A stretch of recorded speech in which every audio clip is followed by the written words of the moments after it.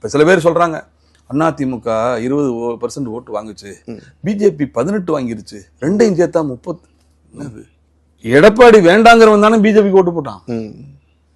எடப்பாடி ஆகாதுன்னு சொன்னதுனால ஓபிஎஸ் விட்டு ஓட்டு, தினகரன் ஓட்டு, திருமதி சசிகலா அவருடைய ஓட்டு, இதெல்லாம் பாஜகவுக்கு எப்ப விழுந்தது? எடப்பாடியின் தலைமையை ஏற்க மறுத்தவர்கள் போட்ட ஓட்டு தான் சார் இந்த 18ல 10%. அப்படியே அந்த 10 கழிச்சுட்டா 8 தானே இருக்கு. மறுபடியும் பிஜேபி அதை 8க்கு போயிடும். 3, 5, 7, 8ன்னு வந்தது அண்ணாமலையால. இப்ப அண்ணாமலையும் இல்லை, அண்ணாமலை இல்லை.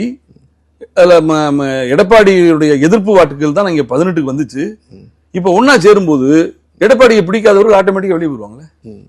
என்னை பொறுத்தவரை ஒரு 20% பாஜகவும் அதிமுகவும் சேர்ந்து பெற்றாலே பெரிய ஆச்சரியம்.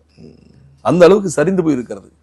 திராவிட முன்னேற்ற கழகம் வலுவான கூட்டணியோடு ஆட்சியை கையில் வைத்துக் கொண்டு பத்திரமா இருக்கு. 35 மார்க் வாங்கினாவே பாசுங்கிற நிலைமையில இருக்கு. ஏன்னா 65% நாளா பிரியுமே.